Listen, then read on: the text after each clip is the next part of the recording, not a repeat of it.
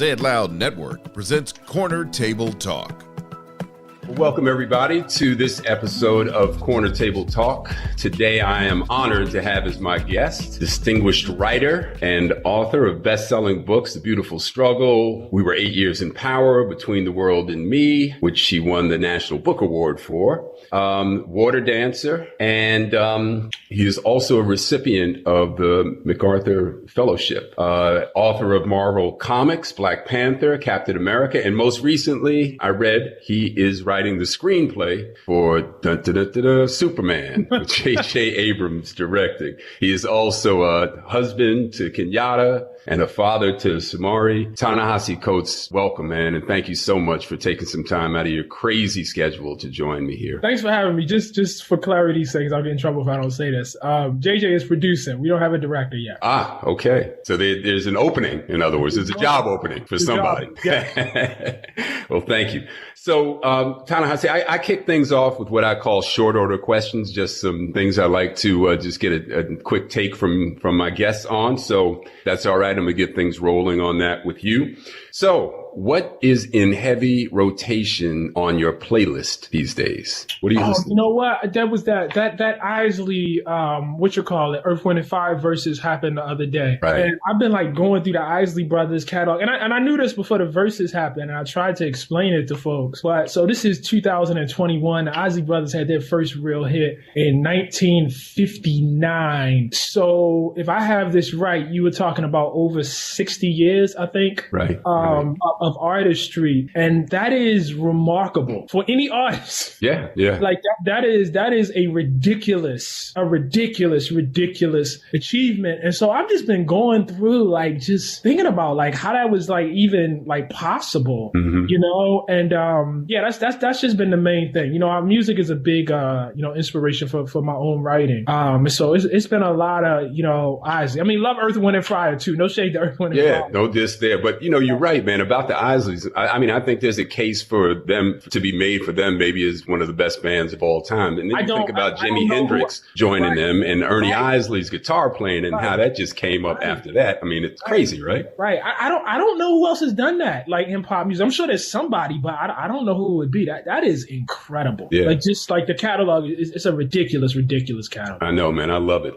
So on the subject, while we're on music of writing, do you prefer quiet or do you listen to something when you're writing? I do. I listen to a lot of music when I'm writing. Yeah. Lyrics or no lyrics? I can actually do lyrics for the most part. Well, I find that challenging, man. I know a lot of people do. A lot of people do, and a lot of writers do. But for me, no, I can generally do it.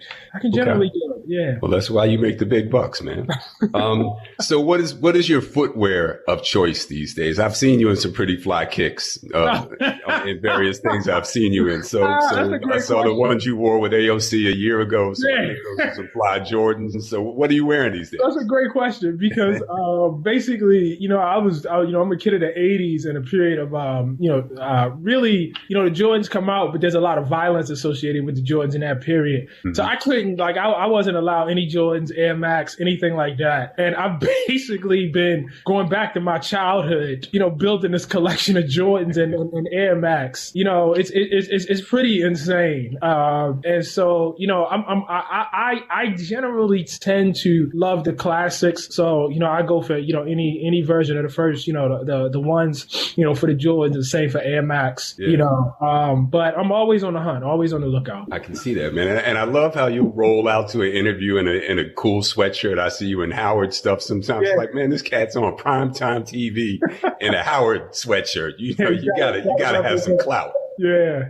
No, I'm just trying to represent, Yeah, well, you do that well. What time of day, man, do you feel the most creative energy? Oh, the morning by far. Morning. By far. I really try to reserve the mornings, although I'm generally less than successful at that. But if I was in my ideal space, I wouldn't deal with anything outside of writing before about 1. Mm-hmm. Are you a coffee guy in the morning or green juice or coffee? No, I'm a big coffee guy. Between myself and my wife, we ground our own beans, do the French press and everything. It's a whole ritual. Good, man. Yeah, we do that too, man. Put a little cinnamon in the coffee even. Oh, I had to try it. It's a nice little touch, yeah. Are you doing it at the end?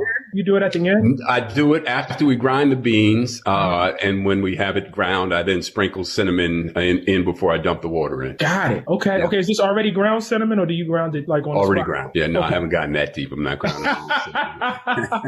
See, right. man, you got to take it up a level. Because I read your brilliant memoir, and I really want to dig into that in a few and talk about Beautiful Struggle. But so I know a little bit about your upbringing and that you spend a little time on the court. So I want to know, how's your jumper these days? Terrible. And the only reason why I played when I was a kid was because you had to. There was no universe in which you did not, play basketball. It just didn't. That wasn't possible. All right. Well, that's honest enough. All right. Give me, Ta-Nehisi, your fondest childhood memory as it relates to food. Oh man, that's such a great question. So my mom is a really, really good cook and a great baker. But I think everybody would agree that my dad is exceptional. And so I'm from, Baltimore. And so we're right on the Chesapeake Bay. And so seafood is a big, big deal. And my dad, because there are a lot of us, 7 kids, 4 different mothers. I just have great memories of my dad, piling the kids into that little house that we had and, frying shrimp, frying scallops, oysters, home fries or French fries or whatever he was doing, frying potatoes, however he was, wanting to do it. Hush puppies, if you were lucky, you would get, some crab cakes, lump crab cakes, the real joints. And, it would be on paper plates. And it's not like, it would be all set out on a buffet. He would be doing whatever he was doing and you had to bring your plate over and get whatever you got when you got it. Well, your pops had some rules from what I read. Yeah, he definitely did. Yeah. Definitely did. But that's probably my fondest, food related memory. Although I got quite a few. I was very well, exposed and, it's interesting, because we think now of like food being this like sort of high class thing. Well, some people think of it that way. I'm sure you don't, but some people do. And there is just an amazing amount of culture, that we have, despite our circumstances. And I think about that with my father and how he came up, and I think about that with my mother too. But there was a lot of culture, a lot of food culture in the house. That's fantastic, man. And, next time you head out to LA and drop by Post and Beam, I'm going to have you try the vegan crab cake, since I know you're a crab cake aficionado. Wait, wow, that sounds incredible. See if they pass the test from, from what you know of crab cakes.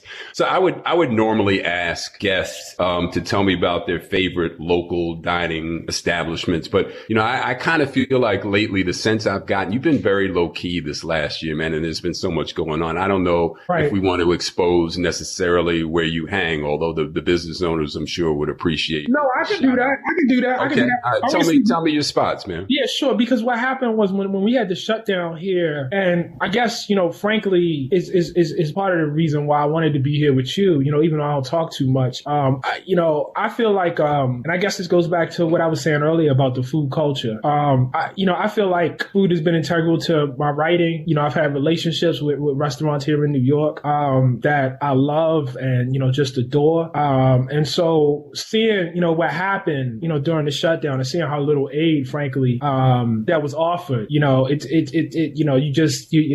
have to think about it, So like the one that comes to mind, I could go down the line, but the one that comes to mind really is Boulevard Cafe in Harlem, which is my spot, which I just have a tremendous amount of, love for soul food, Southern, just some great cooking, going on up there. I did a lot of my writing at the Hungarian Bakery in Morningside Heights. There is not a book I have published, I don't think, that I didn't, spend some time. Are you superstitious that way? Is that part of it, or is it the comfort, or both? Nah, it was just really comfortable, really comfortable.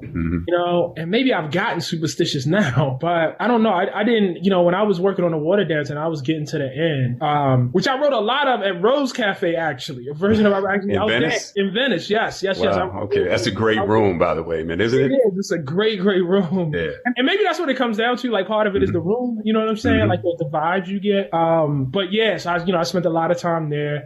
Jeffries and Joseph Leonard in the Village down here, absolutely incredible. And I don't know why. Is that an oyster bar? Jeffries actually is. They, that's their thing. And they do a lot, a lot more than that. But you have it right. You have it exactly right. So that both of those have been my spot. You turned me on to the Boulevard, man, several years ago after we had first met. I was coming back to New York. Oh, yeah, I went and ate there, man. It was fantastic. So thank you. Thank you very much for that. All right, so this is going to be a tough one for you, man. I'm going to put you on the spot here. Gil Scott Heron says there ain't no such thing as a Superman. Tell me why can't you understand that there ain't no such thing as a Superman? You say what? Metaphorically, that's probably true. That's probably Gil's got a point. He probably does. Yes. All right. We'll leave it there. So I want to first say, in preparing to talk to you today, man, I did my research and a lot of notes, of course, and it was funny. This funny time kept occurring to me. I played a little basketball in my day. And Norm Nixon and I have been friends for a long time and business partners, a former point guard. And I remember him coming to visit me in New York, and our normal game was down at the boys club, downtown. And one of my friends who didn't make it in the NBA, but thought he should have, when he heard Norm was coming, he went extra hard that day. He's the type of brother, man, that calls plays out in a pickup game, and they're always for him. And I told myself, I am not going to do a Pete Davis to Ta-Nehisi and try to be Mr. Intellectual today and ask this brother the deepest questions that he has ever heard. I'm not going to pretend that I'm Norm Nixon. So I'm not doing that. But I am really grateful, man, that you took some time. We met a number of years ago at Post and Beam, the restaurant I had out in LA. And it's actually a little bit of an interesting story. Ta-Nehisi came in one night with Ryan Coogler, who I know you're very good friends with and work with and all of that. And I happened to be having to meet him, Brad. I was supposed to meet him, and he was kind of late, and you saw me. Right. I saw you come in. Yeah. You remember that. Yep. And then I was in there with Denzel. We were having dinner, and actually at the corner table where, we would normally hang. And I invited you over. You ended up sitting, you and Ryan sat. And when Ryan came in, we ended up kicking it, man, for a number of hours. And his wife. Yep. And, I hadn't met you. I recognized you, and Denzel hadn't met you. And it was funny. So as Denzel realizes who Ta-Nehisi is, and at that time between the world and me was everything anybody was talking about. Denzel was doing, what movie was that? Equalizer 2. He was on the sequel to the Equalizer. Right. Mm-hmm. And he had a book scene where he was going to grab a Richard Wright book and instruct the young brother who was following him on what to read. And he switched it up when he met Ta-Nehisi in that moment and called Antoine Fuqua and said, we're putting this book in the movie. You remember that? I do very much. That was funny. That night is legendary because really both of y'all were so generous with your time. Like I remember at one moment I was like, look, I'm gonna get up like before Ryan got there because I didn't want to. I was like, I don't want to intrude or anything like that. And then I was like, nah. And my wife was actually supposed to be there, and her plane got delayed, and so she finally gets there like late, like midnight. And I went on and on about being able to sit there with this guy. And she was I won't embarrass you, but you wrote me, man, a really nice note. We have a mutual friend in the legendary attorney Nina Shaw, who I've been friends with for many decades. And you also work with Nina. I feel fortunate to be in Nina's orbit. Mm-hmm. But you wrote me out of the blue, I wasn't expecting it, a really nice note. I'm not going to read the whole thing because it was some nice personal thoughts in there. But you said something that I just wanted to read, if you don't mind. You said, it means something to sit down and have two black men who have seen much more than we have, meaning you and Ryan, who know about prominence, who know about both the rain and the mud. I want to thank you for that. And I want to thank you for inviting me into your space with Denzel. I know that time with friends is precious, and that you would extend that space to include Ryan and I was much appreciated. Best to you. We'll look you up the next time in LA. And you did, man. You came back to the restaurant several times. And so just, I wanted to touch on that, man, because you're a real brother, man. I mean, you're not this cat that, we all read about you these days, but I think going back to that point, there seemed to be you were just starting to experience like this jolt of fame. Am I correct in reading that? Yeah, that is correct. That is correct. And really treasure the opportunity. And I know Ryan does too, because, we spent a good deal of time talking about that and going back and forth on some of the things that come with it. You really, really appreciate when people who have been in it, and brothers who have been in it, if I can be quite frank about that, and have navigated it, will spend their time and talk to you. It wasn't a mistake that we came there. there that night. You know what I mean? Like, and I say it wasn't a mistake to the extent that I think me and Ryan was trying to figure out, you know, because it was supposed to be us and our wives. We were all, you know, the four of us, we were going to have dinner that night, you know, and we eventually did, you know, later. But we were trying to figure out where to go that would be relatively low key, and maybe more importantly, where we would feel at home. And Ryan said, I got the spot, Post and Beam, you know, as my recollection is. I think it was, you know, and I don't think that's accidental, you know. Look, I love food, but a dining out experience isn't just the food, you know, like it's a deeply emotional experience too, you know, and it took a while for me to figure that out, but I know it now, you know, and obviously, you know, the food is great at Post and Beam, but it's not just the food, you know what I'm saying? Like we were looking for a moment, you know what I mean, to be together and to feel like we could be together and not on display, you know what I mean? Like we could, you know, be in a home place and, you know, to be there and, you know, to run into, you know, someone, you know, in Denzel who had navigated this on a level that, you know, I think neither one of us, you know, really, you know, can even begin to totally comprehend. And then to also be there with the proprietor, you know, who also made it feel like, you know, who's responsible for that home. I mean, that was magical, man. That was everything. If you'll permit me, just one thing on that. Please. Really quickly. I spent a year living in France, and one of the most amazing things about eating there was how you would come into the restaurant and the person that greeted you in the restaurant would be the damn owner. You know what I mean? And sometimes the person that actually literally served you was the person, like it was their spot. Like they, you know what I mean, it conveyed a great deal of pride and a sense of wanting you to feel at home, you know, in a way that was very, very new to me. And so that was like kind of the experience that I had, you know, come into Post and Beam. So it was really important to me. I really appreciate that, man. You know, I'm a little older than you and, you know, a product of, you know, the 60s, my parents, my dad, you know, part of the civil rights movement, and I'm a beneficiary of that. And from my purview, Ta-Nehisi, you know, in the restaurant world, you know, my dad's place, the Cellar in New York, he bought in 73. And I know you were, I don't think you were born then. I think you were not, right?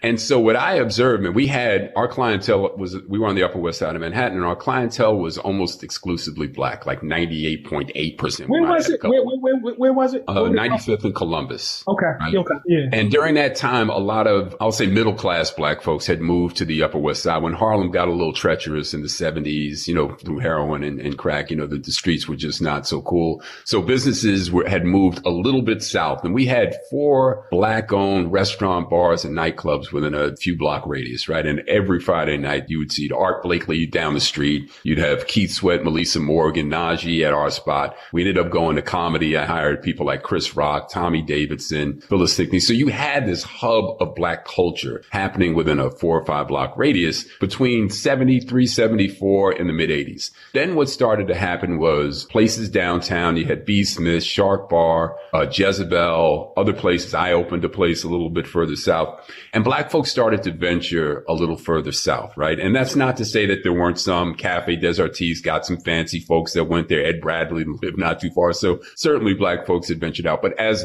a large percentage of us started to explore the city, the home base got weak, right? And the neighborhood businesses started to suffer. And this is something that I see as a result of desegregation, right? The neighborhoods, South LA, where Post and Beam is, same thing happened there as the community left and moved to other places where they couldn't live before, Hancock Park, West Hollywood, Malibu, wherever, destabilized the businesses and it destabilized the community. So when you see places like Harlem start to make a resurgence and LA start to make a resurgence, and businesses and folks like you and Ryan and Denzel able to hang out at a place like Post and Beam on a Friday night, that means a lot to the black community to see you guys in the room, you know. But then as you start to rise in prominence, do you feel the tug away from that home base again? And as these neighborhoods gentrify, we're starting to lose some of that population. Just curious how you see any of that. I don't, man. I don't. You know, I lived in Harlem from 2004 to 2010, so about 6 years. It's the best neighborhood I ever lived in. And I would still be there if most of my friends hadn't moved to Brooklyn. You know what I mean? And so it becomes like a distance thing of you wanting to be, you know, closer. But like, for me, my base space and, whatever, powers I've been able to exert, in my literature, are very much rooted in Black institutions. I can't really imagine my life as a writer without my time at Howard University. Like it's just really hard for me to, see anything else. And so, it's interesting because I came up a little different. Also, my dad, activists, had been in the Panther Party and everything. And I was raised with a deep sense of reverence. Well, my parents were trying to impart a deep sense of reverence for Black institutions, which I think we have right now. But at the period I was coming up, I think actually it probably is about the time that you're talking about in terms of folks, moving away. That really wasn't the way the world was going. I think, and maybe some of that is natural. You know what I mean? Like you feel like you've been caged. You know what I mean? You've grown up caged. You want to see what's out there. You want to experience some other things. Yeah. Yes, you want to experience some other things. So in that respect, it's understandable. And I like other things. I do, but I also love home. I also really love home. And I have a strong desire to have identity, to know who I am, to have a base, to have a place to go to. Obviously even as I was naming the restaurants in New York, there are other things that I like and enjoy. And there's nothing wrong with that. I think you can have both. I think you can have a sense of place and a sense of home. And that doesn't necessarily mean that, you're not curious about the world. Yeah, no, I agree with you. And I do think though that that's the balance that, as a restaurateur and as a business owner, that's the balance that you hope the heart and soul of our community would adopt. We don't expect you, to only patronize, our spot. I'm curious. I love food. I love sushi. I love to move around and eat wherever, but I won't forget, when I check into New York, I'm going to head uptown, man. I'm going to hit a spot uptown for sure, and I think that that's important that we check in with each other like that. And as long as we don't view our things as inferior, you know what I mean? Like as long as we don't see what we got as somehow less than. I will tell you, especially around food, and maybe I had to have this experience. I have now had, fine dining and had checks put in front of me that was stunning. And I've done it enough times, which I can count on one hand, to realize that, and I had this discussion with my wife, the actual experience was not necessarily superior. Right. The fact that I paid more for it did not make it a better overall experience necessarily. Yeah. So, we got to understand that. Yeah, I guess and it goes back to what's important to you. What resonates with you about that experience. Is it the food solely? Is it 10 courses, or do 2 courses do just as well when the owner gives you a hug and knows who you are and gives you that table and that vibe and the music's right and you just feel like, yeah, man, I don't even have to think about this. I love this. That's right. Yeah. That's right. It's an emotional experience. Yeah. I want to talk a little bit about writing because I've heard, you say some, of course, you always say some interesting things, but, I kind of feel like when I first read about you getting the Superman experience, and of course, I'm not going to ask you to divulge anything about it because I'm sure that it's top secret and Fort Knox and all that, but you said that myth writing gives you a certain freedom to imagine, whereas journalism, you're talking about facts and things that have already happened. In writing about fantasy, you get to create a different world. I know I'm not quoting you exactly, but you know where I'm going with this. Could you talk about that a little bit? Yeah, I mean, look, I think of it all as political acts. You know what I mean? Like when I think about the journalism, it is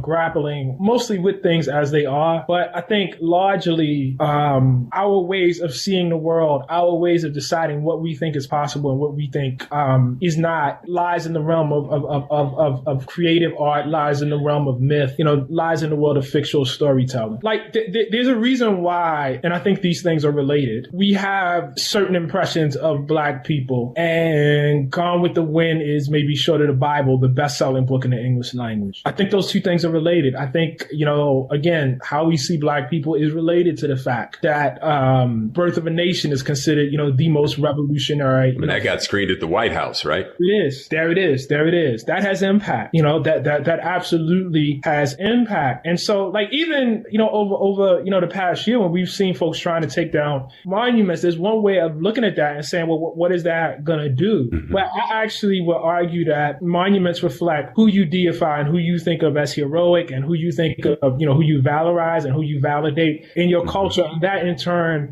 has an effect on, who you think is worthy of being included in your culture. I think Stone Mountain in Georgia is directly related to what folks are trying to do in Georgia right now. They're not disconnected. It's about who you, feel is human and who you think is worthy, and who you think should be cut out of the country, And so, I think the art, in mind, extension, the myth, of who we are is extremely, extremely important. I feel, and this may just be me, but in you getting that writing assignment, I mean, like any kid my age, I was a fan of Superman. I dug how he, was Clark Kent and took off his suit, and next thing you know, he's flying through the sky to save the day, as Mighty Mouse, was known to do. Right.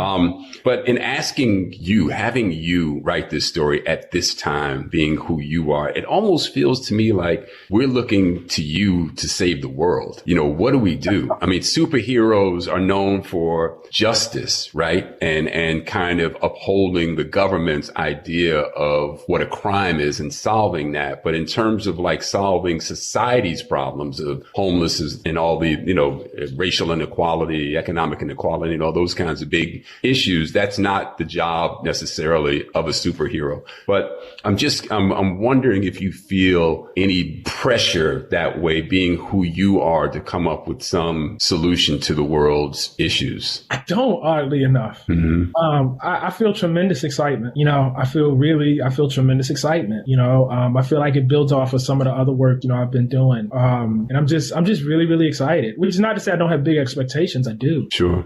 But I also think I'm capable. It's a challenge, but I do think I'm capable. Yeah.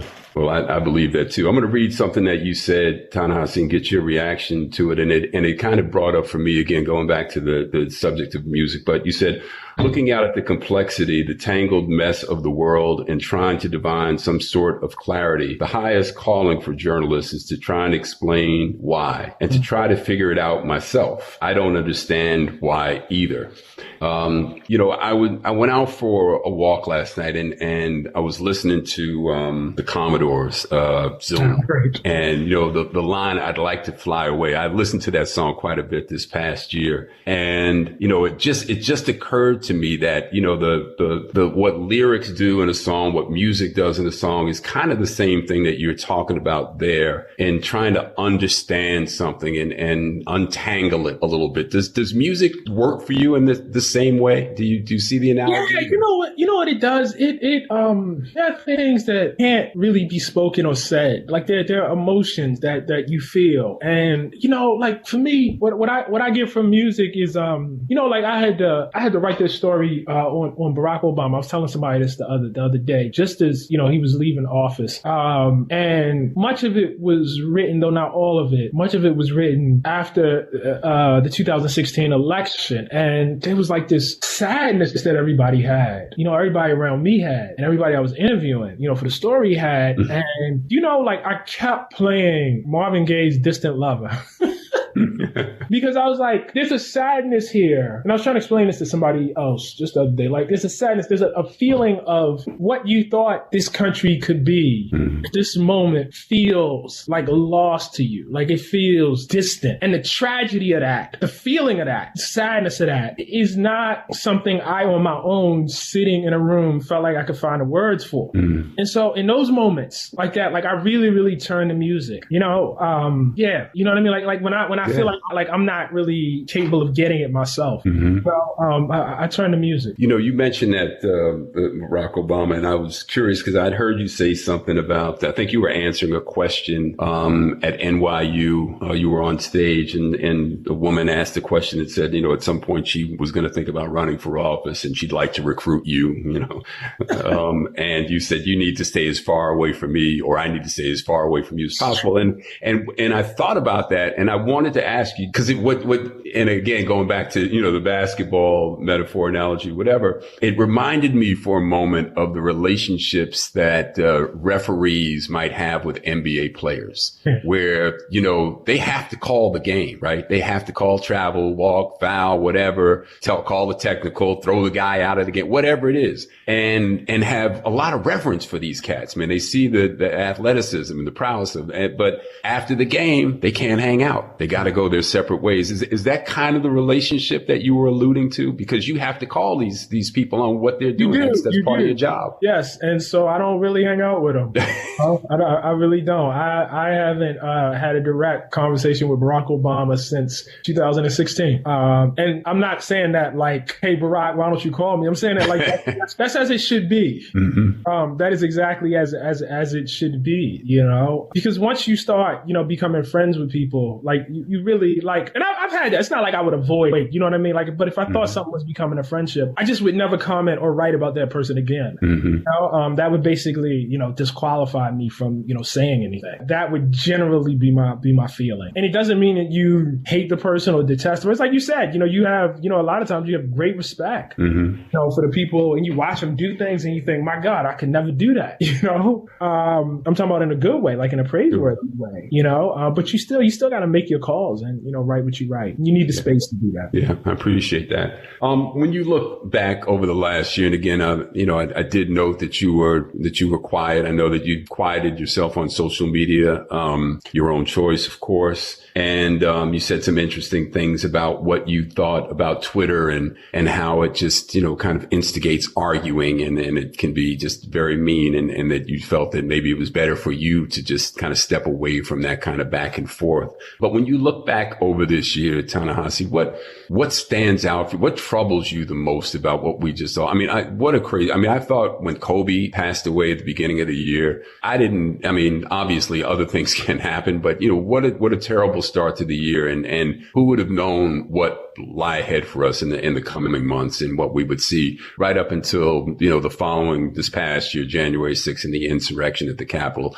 and just all of the mean spirited, just everything that we saw. It felt like everything that we felt good about that you alluded to earlier with Barack just got balled up and thrown away, and it did a 180. What stands out to you about all of what we've just experienced and what we continue? I'm one shot in on Pfizer. I hope I'm going to get another one on Sunday, and hopefully that puts the virus safely behind me. But I don't even know if that's the case. But what stands out for you, man? Probably just the continued unwillingness on certain parties in this country to share the country. Mm-hmm. I mean, that's what January 6th is about, just a general desire not to share. I mean, I tried, extending the basketball metaphors in here.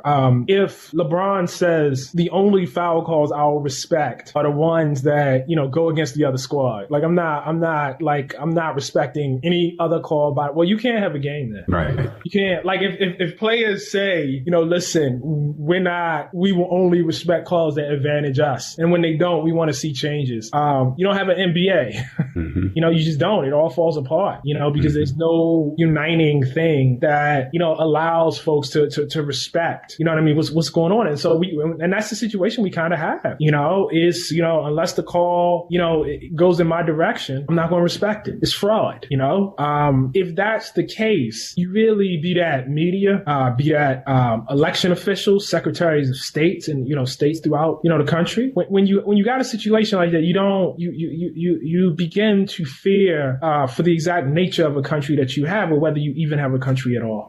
So it's a tough time. It's a really, really tough time. Yeah. Hard not to be discouraged, when you try to, just as a citizen, man, you think of, what am I supposed to do? In seeing this, what am I supposed to do? I want to turn to a beautiful struggle. Mm-hmm. I read Between the World and Me and loved that, but I wanted to go back and revisit your memoir, man, because I just thought it was poetry. And I know that you felt, or you've said that you didn't think of yourself as that great a poet, at a certain point in time, but you do have a way with words, obviously. And I love that you talk about, the economizing, and saying as much as you possibly can with as few words as possible. And I was trying to explain to my wife what it was specifically about this book and your writing style that touched me so. And then I read a gentleman who wrote for the LA Times, Walton Mayumba. I don't know if you know who he is, but he said that Coates' prose style and literary prowess are hip-hop sharpened. He believes in the art of dexterous reference, potent lyrical critique, and political storytelling. And for me, that's what it was. There was enough of, my language as a kid, even though I'm older than you, there was enough reference from the street, but then you would just balance that with something so profound, that I felt like I hadn't read this before, and that's the kind of feeling you get when you read Baldwin. So I'm just curious if you feel that, and I've also heard where you don't really like critiquing your own reading or your own writing rather. So I won't ask you to do that, but do you think that there's some accuracy in terms of how he tried to explain your writing style? Yeah, I do. I mean, and even in what you just said, in terms of, feeling like you hadn't read it before. I mean, that's generally the job. You really try to write a book on its own terms, which necessarily means that it not sound like the last book, I try really hard not to fall into that. I'm always looking for, half the work is what is the voice of this book? And I usually don't start off knowing that, it's an act of exploration to try to get that nailed down and get that figured out. Well, you certainly did that with your memoir, and it's interesting. Denzel says that he, to use a metaphor, he says that he considers himself a cup maker. And when the cup is done, he just pushes it off to the side and moves on to the next cup. You relate to that? I do because art appears so magical to people because they see it at the end and they don't see any process. It's just the cup just sort of appears out of nowhere to them. They don't really understand how physical art is. Like you have to actually do 1, 2, 3 things. Like there's steps. That's not to denigrate, the genius of, say somebody like a Denzel, but I'm certain that it's very much a craft. It's very, very much a craft. And so when it's done, the audience has a very, very different relationship to it. Like they see the cup. They don't have the relationship to making the cup. They don't have a relationship to have to go make another cup. Like that's not really, what they have. And that's okay. You just come to accept that. It's just a different experience. It's going to be a different experience. It's funny. I think when you say that, I think about people that walk into a crowded restaurant on a Friday night and think they want to be in the restaurant business, because they see the finished product. You have no idea. I think it's really wild. Yeah. It's really, really, really wild. I think there are certain things, and obviously running a restaurant is one of those because it's the first thing a lot of celebrities do. For some reason. For some reason. And it's like, I don't know if the difficulty is hidden. Like there's so much like underneath that they really, really can't see. Writing is like this too. You know what I mean? Like I want to write a book. No, you don't. No. Maybe you do, but probably if you did, you would have done it by now. And I say that not to be condescending, but because people who really do it at a high level, if they could do anything else, probably would be doing it. This was all I had. I heard Chris Rock say this one time about, stand-up comedy. He said, look, this was the only thing I was really good at. This is what I had, and it's very much the same thing, for me, when it comes to writing. But because people often have this relationship with art where the last thing they see is the finished thing, they don't quite get. That's right. That's right. You bring up that it was the only thing that you could do. And, people would be, I was surprised to learn that you were not that great a student, in high school and that you had insecurities. And I related to that as an insecure young man. And, but you did have a love, right? And I want to read a little excerpt from page 215. It said, I could have stayed like that forever. And you're talking about your djembe. Is that how it's pronounced? The drum? Yeah, you got it exactly right. That's it. Right, djembe.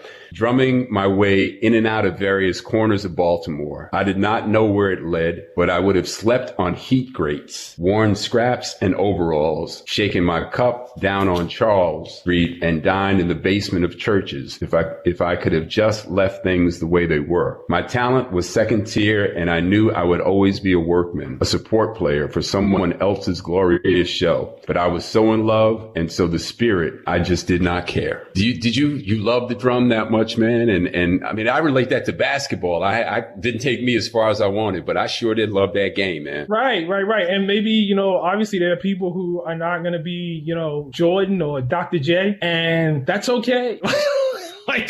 Like they just love it. They just absolutely. And that was how I felt. There was so many, folks who I saw that just clearly were better than me, and were going to be better than me. But the feeling I got was about as close to, a religious experience as I've had. It was tremendous. Yeah, I loved it. And I would have, Do you still play? No, because it's the kind of thing that, because your hands, it calluses up your hands. And your hands kind of have to get calloused up in order to do it. You know what I mean? Consistently, because the first thing that happens is your hands get busted up, Right.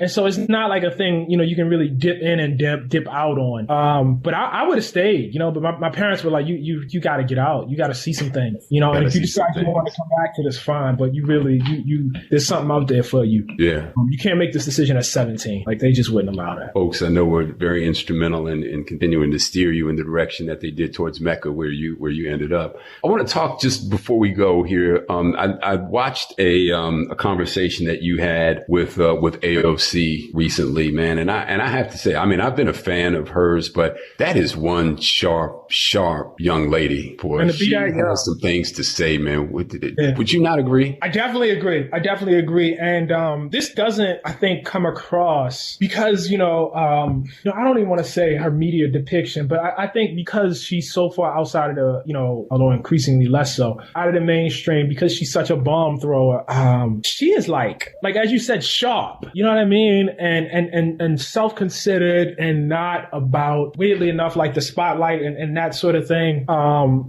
Very, very sincere, to the extent that I actually wonder how long she'll last in politics, because there's just a sincerity behind her. She is somebody, by the way, who I would not write about at this point. I know you kind of alluded to that in your conversation with her, that if she were to, you just felt like that it would be hard for you to maintain the distance that you would ordinarily need, right? It would. Yeah.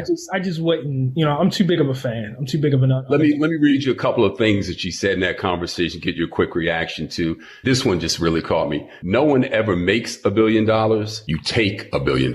Yeah. And that was like hard. Like, I mean, I, obviously begun to think about that, but her point, I think, is so obviously through my own writing, I got to a point financially where I never thought I'd be, you know what I mean? Like I never thought it was even, it wasn't something I was aiming for. It wasn't, it just kind of happened. And one day I looked around and I realized I basically had everything I wanted. I could travel when I wanted to travel. I could eat as I wanted to eat. I still cooked because I enjoy cooking. I had come up cooking. I could have what I wanted to have, and I didn't have to check like my bank balance. And it happened overnight. Like it just kind of bam happened, like one day I was one place and the next place day, almost literally I was somewhere else. And I realized that there were people who had many orders times that amount of wealth. And, you live in New York City and you walk through the streets and you live, where I live, for instance, and there's a Crate and Barrel down the street from me. And you see people literally sleeping outside of the Crate and Barrel. You come to, Los Angeles, as I did, to write, out in Venice, and you see like basically whole camps, of homeless people. And I think Alexandria's point was like, how do you tolerate that? Right. Like, how do you tolerate? And how much do you need? How much do you need? How much do you need? How much do you really need?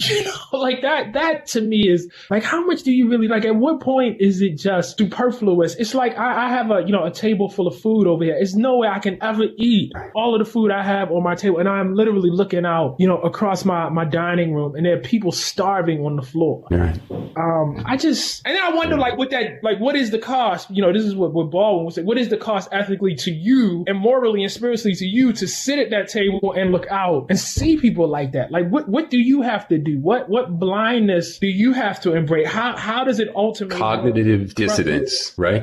Yeah. So, right. I found her to be just tremendous. Yeah.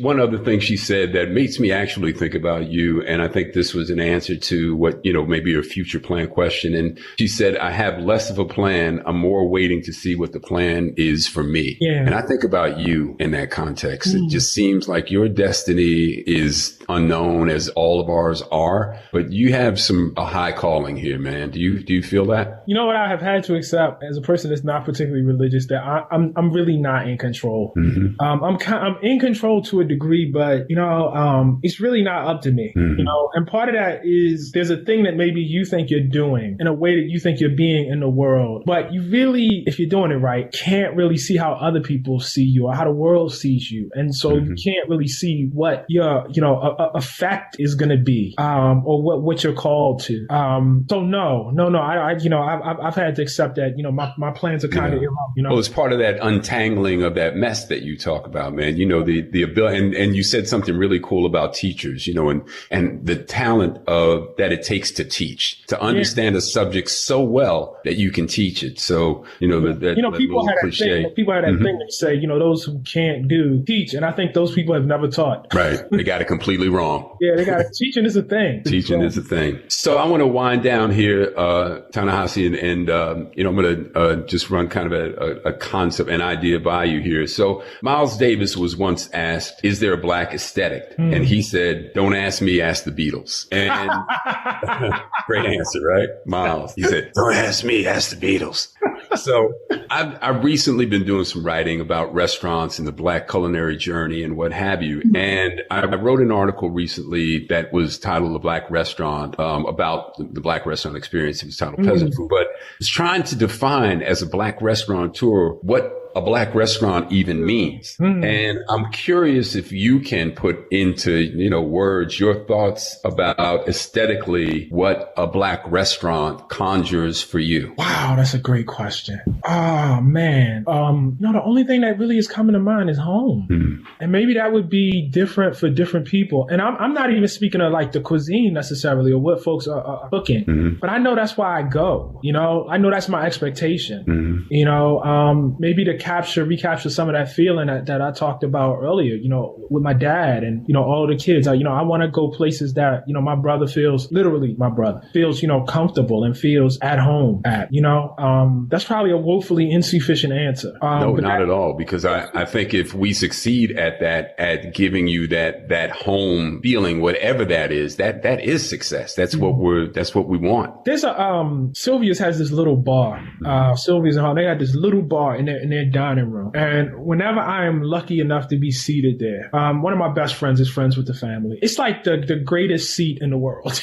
You know what I mean? It really, really is about, and it is as much, I dare I say more, it's more about what's going on in that place. You know what I mean? Than the actual food. I love the food, but that's not, you know what I'm saying? Like, man. It's the rhythm of the room. It's how people are greeting each other. Right. It's yes. What might be playing in Sylvia's, it might be a jukebox, I feel you, man. Before I let you go, so just in the news recently, HR 40 is making some moves here. How significant is what happened this week with the bill, and are you feeling like this movement is significant? I think so because I know full well 10 years ago, HR 40 and reparations, I always say this, it was a Dave Chappelle skit, it was a joke, and people are taking it seriously, and that really is the first step to something actually happening, being treated like something that was serious and worthy of debate, and here we are. Yeah. Yeah. South Africa did the Truth and Reconciliation Commissions back, when apartheid got overturned. And I wondered what that would look like in our system if that were to ever happen. So lastly, I've read when you've been asked about your view of the future, are you pessimistic or optimistic? And you said, I'm pessimistic about the possibilities, but optimistic about the activism. Would you say that pretty much still sums up where you are? I probably, the older I get, the more I probably feel like I don't know. I'm probably more agnostic than I am pessimistic. Then you are pessimistic. Okay. Yeah. All right. Fair enough. Well, Ta-Nehisi, man, thank you so much for taking some time today, man. I know you're incredibly busy, and, it was really an honor to get a chance to sit down and talk to you, man. So I really appreciate you joining me today. Wonderful. Thank you, Brad. And I will be out your way soon. I don't want to say on the podcast, but soon enough. I hope so, man. Be good to see you. All right. Talk to you soon. Thanks, guys. So welcome to the segment I call How We Move with my dear friend, Ambassador Shabazz. That was, that brother's something else, Ta-Nehisi Coates. Absolutely. Oh, real joy to listen to him, a sigh of relief. I was thinking that as I stand by to join the corner table at the end, it always enables me probably the only pause I have in a week, just busy, moving. And it's not the kind of pause that brings on a stillness, but rather a stimulation, right? A kind of stimulus, rather, a reflection and an affirmation. And it's really a pleasure and a reminder when I listen to the conversations that you have with your guests that amidst the lows or the trajectories of ache that we may be experiencing in real time, that there's this nugget, right? There's this oasis, there's this light that someone 20 years younger than us is journeying through the same kinds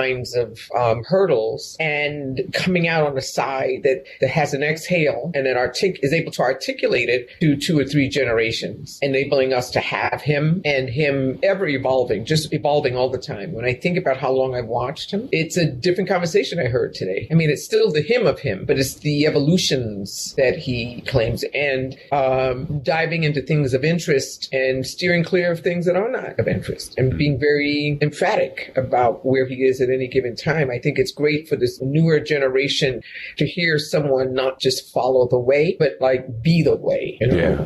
When he talks about in his memoir growing up in Baltimore and what he valued then, pair of Ewings, a champion sweatshirt, and as he put it, some fly dimes in relationship to young ladies. He was actually talking about what someone else valued, not necessarily him. But, growing up in that environment, but having 2 parents, his mom was a librarian, his father also a great collector of books, and was with a member of the Black Panthers for a while. But Ta-Nehisi Coates is no accident. Mm-hmm. That's right. And I don't think I've ever been to a city, even in its rubble, where I didn't see promise. Mm-hmm. And we always presume and put areas of town and we stigmatize them and don't go there. In New York, cab driver, if you want a cab, you have to stand on the downtown side of the street at one point because they didn't want to go uptown. They wouldn't go uptown, right? Yeah, going uptown New York.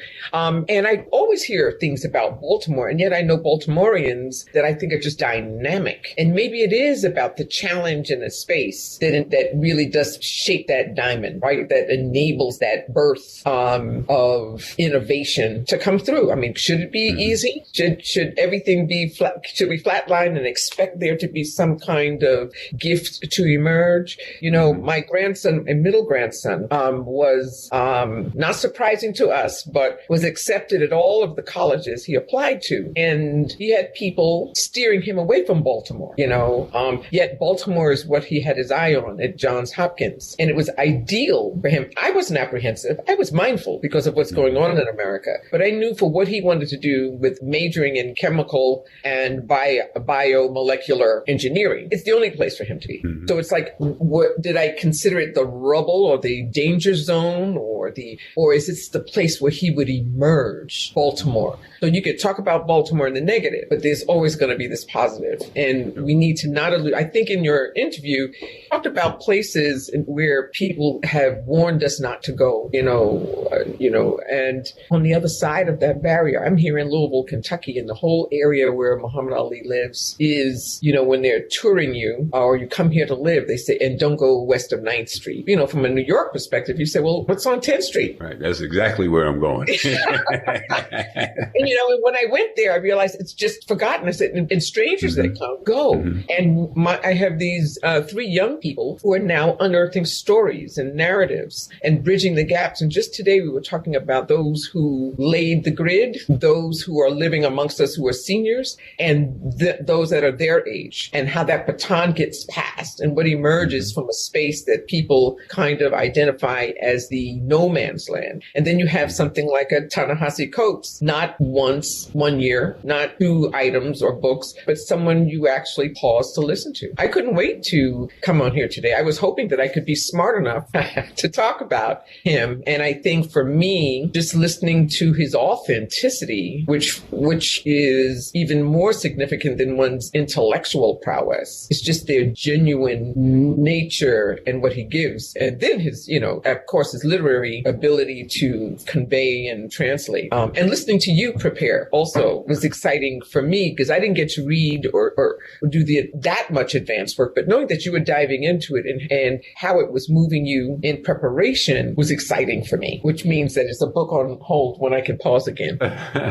Yeah. And what I'm left with too, Ambassador, is, Ta-Nehisi had 2 parents who were extremely focused on his education. And and when he left the house, he talked about needing to walk with groups because there was, at any moment you could be vulnerable to getting attacked by kids in the neighborhood and getting in fights and beat up. And, it was dangerous. Right. And yet he did, when he went on and made it, even though he wasn't a great student, he obviously has, a real gift and a talent. And I guess the question that I get left with, and it's rhetorical, but how many kids get lost in that could be that gem also, but succumb to whatever. And does it need to be that hard? I mean, I know that success should be something you work hard for, but should the early and as he writes the title of his book, it's called The Beautiful Struggle.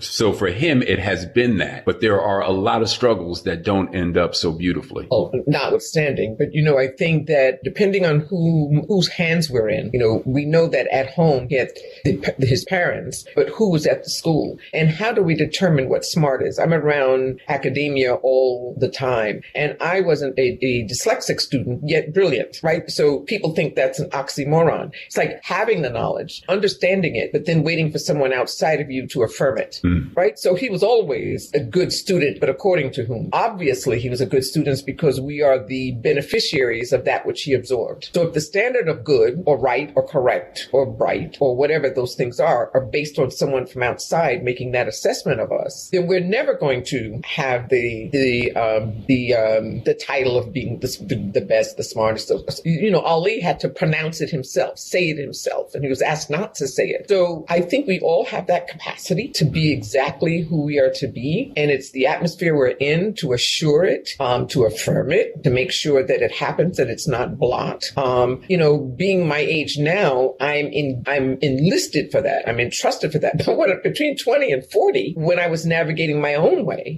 that was called disruptive, right? Against the grain. But when you think of even the way you move yourself, as you would be between restaurants, waiting for a different paradigm shift, and had an instinct that may not have been recognized or seen on the outside, but you were journeying your way to it. How will that manifest? Who will I touch? What's the curve? That's brilliance to me. And it's not based on who affirms it. It's just based on the fact that you could see it, feel it, and then you manifest it. Well, see, that's why we always turn to you at this segment in the program, because you arrange these thoughts into words, and you put them back to us in a way that, adds some clarity, for me, and a deeper understanding. And your way with words is just fantastic. So thank you for that spin on the conversation with Ta-Nehisi and the perspective that you offered today. That was really a great talk, and we appreciate it. And we'll talk to you soon. All righty. Take care. Corner Table Talk is hosted by Brad Johnson, produced by Brad and Linda Ailes Johnson, coordinating producer Lauren Turner, theme music Life Goes On by Bryce Vine, executive producers Omar Thompson, Andrew Kalb, and Ken Johnson. Find the Corner Table Talk podcast wherever you get your podcast. Follow, subscribe, rate, and leave a comment. Corner Table Talk is a Say It Loud Network production.